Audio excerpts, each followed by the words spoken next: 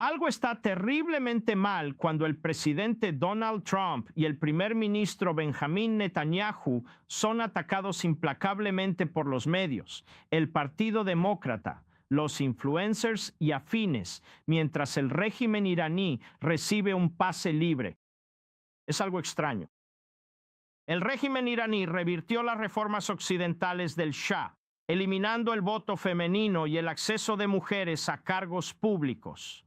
También anuló la igualdad para cristianos y judíos, devolvió el poder a los clérigos en el gobierno y frenó las reformas agrarias y los procesos democráticos. Verán, la gente no entiende que la razón por la que Khomeini, la izquierda marxista y otros fueron tras el Shah, es porque el Shah estaba trayendo la modernidad a Irán y por eso buscaron derrocarlo.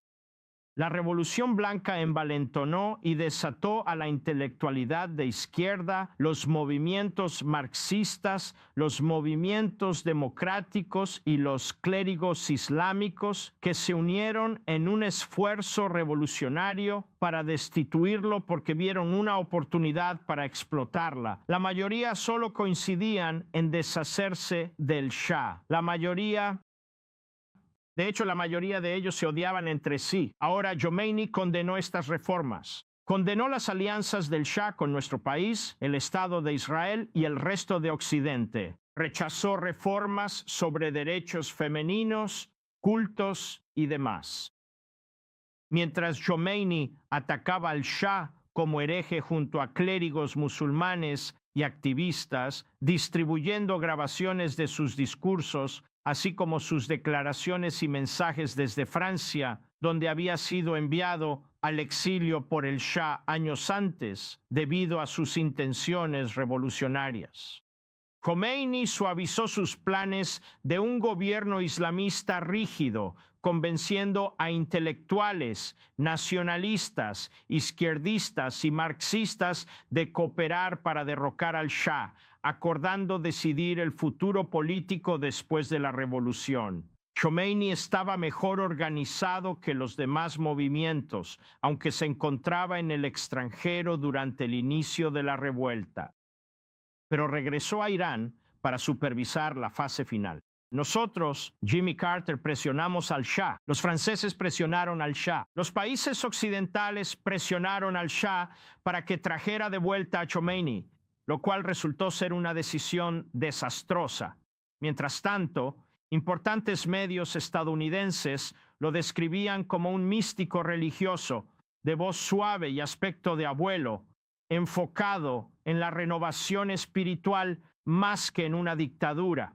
Incluso hubo funcionarios que lo llamaron el Gandhi de Irán. Pero no era así. Los medios suelen romantizar a revolucionarios brutales antioccidentales y antiestadounidenses, como Castro, Mao o Lenin, entre otros. Y al principio pasó igual con Khomeini. Eso pronto cambiaría. Les doy este contexto para que entiendan a qué nos enfrentamos, damas y caballeros, porque si no lo hago yo, no lo va a hacer nadie. Después de esta revolución, Khomeini eliminó sistemáticamente a sus socios revolucionarios mediante purgas institucionales y ejecuciones masivas.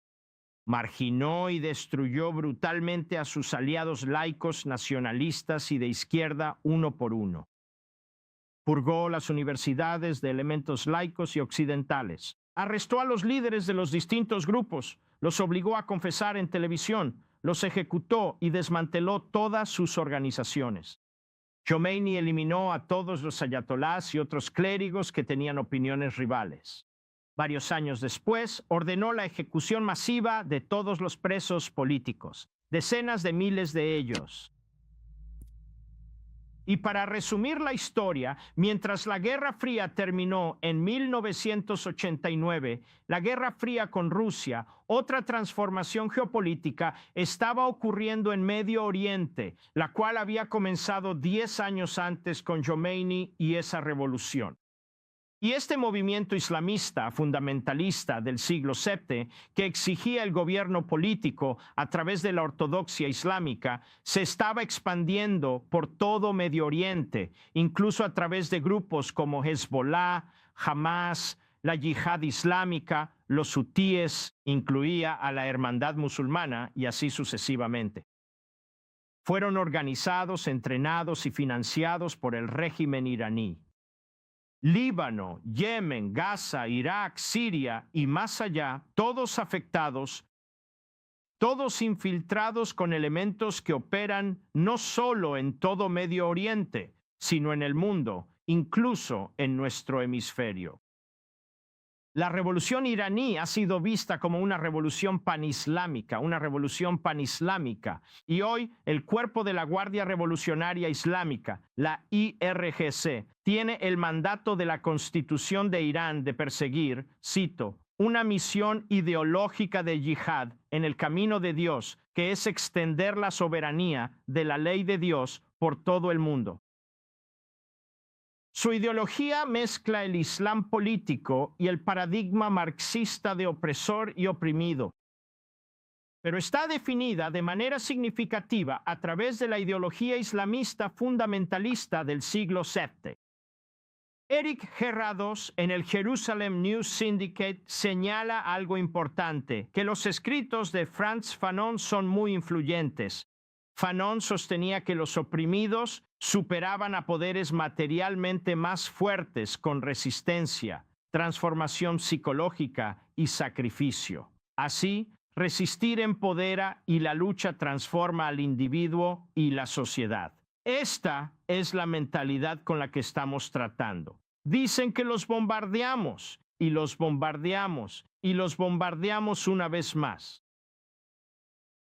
¿Qué está pasando? Estas ideas resonaron en todo el mundo en desarrollo, incluido Oriente Medio, y sostengo que ayudan a explicar la resistencia del régimen iraní hoy en día.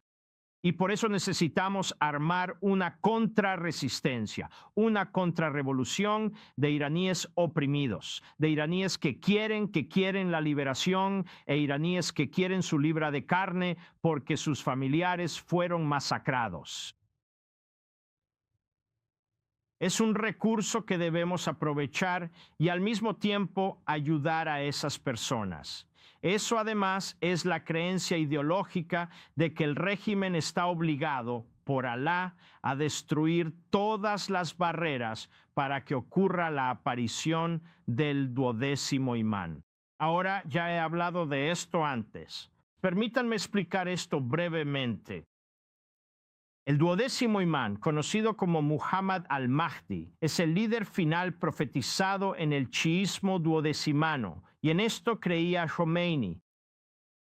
Nacido en 868 d.C. en Samarra, Irak, los creyentes sostienen que entró en un ocultamiento milagroso en 874 y que sigue vivo entre nosotros.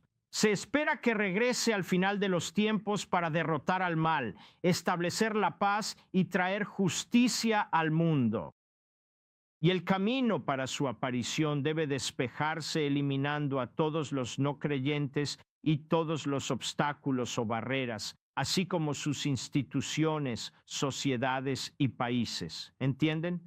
Eso significa la destrucción del mundo tal como existe hoy, especialmente de Occidente, especialmente de Estados Unidos e Israel.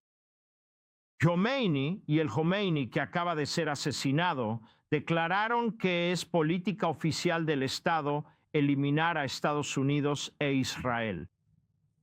Y cuando usan los términos Gran Satán y Pequeño P. Satán, son apodos coránicos.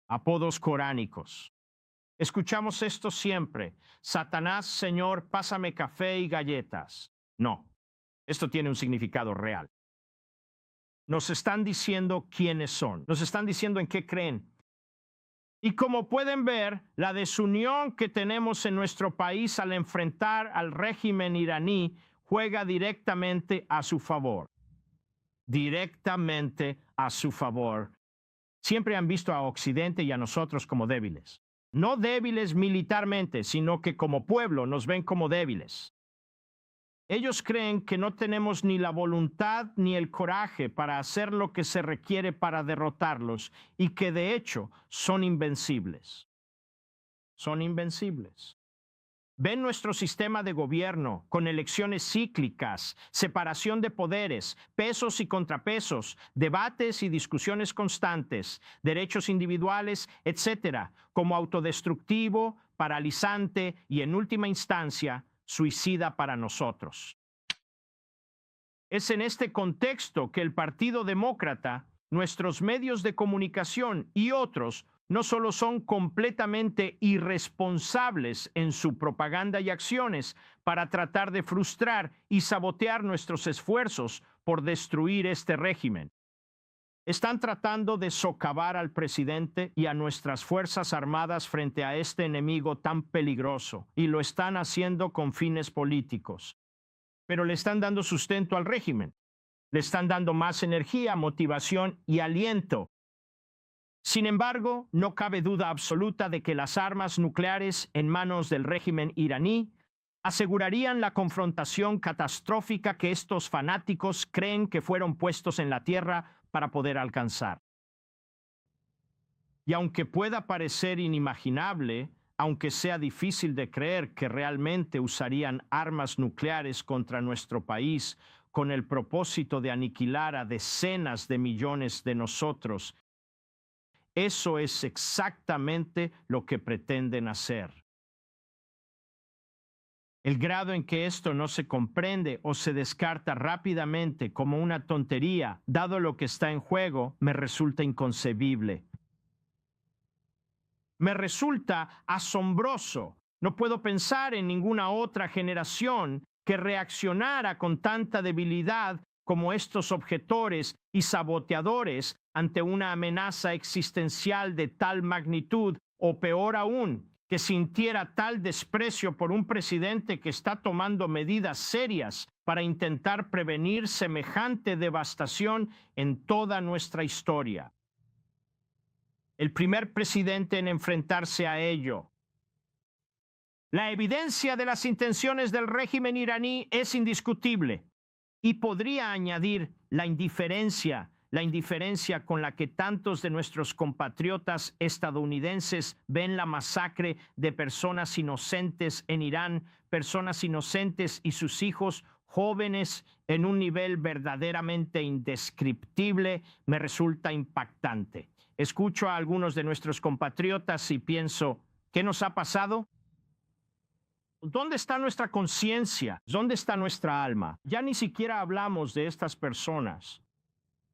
Toqué este tema un poco anoche. El marxismo, dediqué algo de tiempo a eso. Creo que es importante seguir dedicando tiempo a estas ideologías que están propagando enemigos tanto internos como externos, la superposición entre ellas y entre sus miembros.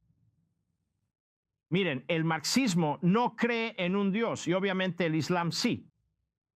Pero así como Khomeini les dijo a sus compañeros revolucionarios que no eran islamistas, ya resolveremos todo esto al final. Y los mató a todos. O como Stalin. Sí, ya resolveremos todo esto al final. Muere Lenin. ¿Y qué hace él? Elimina a toda su competencia, Trotsky y demás. Ellos lo arreglarán, pero para entonces ya será tarde para nosotros, porque su revolución habrá tenido éxito. Y ayer destaqué que el marxismo, a diferencia del americanismo, tiene una etapa final. ¿Cuál es la etapa final del americanismo? ¿Cuál es la etapa final de nuestra sociedad? ¿Alguien lo sabe? ¿No hay una etapa final? La humanidad se desarrolla, la humanidad progresa. Cada individuo vive su vida al máximo, eso esperamos. Algunos no lo hacen, pero hacemos nuestro mejor esfuerzo. Se trata de los individuos, se trata de la humanidad. Se trata del libre albedrío.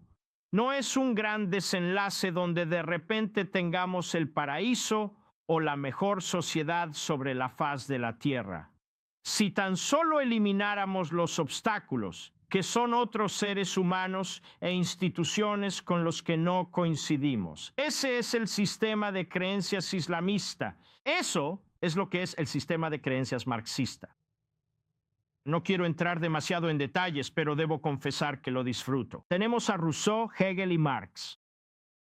Y sostengo que Marx plagió un poco de Rousseau y mucho de Hegel, y luego le dio su propio giro. Pero a modo de resumen, Rousseau hablaba de los ricos y los pobres, los ancianos y los jóvenes, los enfermos y los sanos. Fue un hombre muy deprimido durante la mayor parte de su vida, pero era un hombre brillante, obviamente un filósofo. Y escribió que esencialmente al final de todo esto tendremos el tipo de sociedad que es realmente benéfica, pacífica, maravillosa y así sucesivamente. Por supuesto, nunca nos dice cuándo llegaremos allí y nunca nos dice exactamente a dónde vamos. Y luego está Hegel. Está Hegel, que básicamente habla de esta batalla constante, esta batalla y estas batallas, estos opuestos. Siguen luchando entre sí, luchando entre sí, luchando entre sí, hasta que al final lo perfecto prevalece. Efectivamente, se desarrolla una sociedad perfecta o este paraíso. Así que aquí tenemos otro desenlace final. Y luego Marx dice, bueno, pero en realidad Hegel no está exactamente en lo correcto. ¿Para qué vivimos todos? Comida, sustento. ¿Y cómo llegamos ahí? Trabajo. Y el problema es que toda la historia trata sobre los oprimidos y los opresores. Se trata de la burguesía aprovechándose del proletariado, los obreros, la clase trabajadora, los trabajadores. Y por supuesto, eso es un disparate, pero aún así es una ideología defectuosa. Y ahí está él. ¿Qué queda? Un paraíso obrero. Si tan solo elimináramos los obstáculos humanos e institucionales. El manifiesto comunista incluso menciona un periodo de despotismo. Por supuesto, el periodo de despotismo bajo el comunismo nunca termina, ¿verdad? Y así siempre hay esta gran sociedad al final del arco iris, con todo este infierno que ocurre antes de llegar allí. Islam, marxismo, hegelianismo, rousseauismo. Pero veamos el marxismo, el comunismo, no el americanismo. Eso no es en lo que creemos. Creemos en la soberanía del individuo, en la sociedad civil, la soberanía de los individuos que se unen voluntariamente, no en un gobierno centralizado, una autoridad centralizada, cerebros privilegiados que nos digan en qué creer. Por eso rechazamos el nacionalismo o el populismo, que es una especie de sistema de creencias falso que conduce a la mobocracia. Creemos en el constitucionalismo.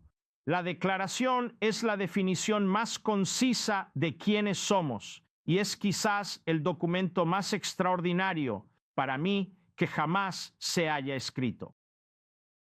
Así que, para volver al tema, la razón por la que este presidente será recordado en la historia durante 1000 años, la razón por la que el primer ministro de Israel será recordado en la historia durante 1000 años, es porque vieron el peligro, se enfrentaron a él y están luchando contra ese peligro. Y Donald Trump será recordado como uno de los presidentes más grandes de la historia, tanto por lo que hace hoy como por sus actos previos, y sobre todo por enfrentar la grave amenaza de Irán. ¿Estás obteniendo valor de este video? Solo le pido que le dé like, lo comparta y se suscriba al canal si aún no lo ha hecho.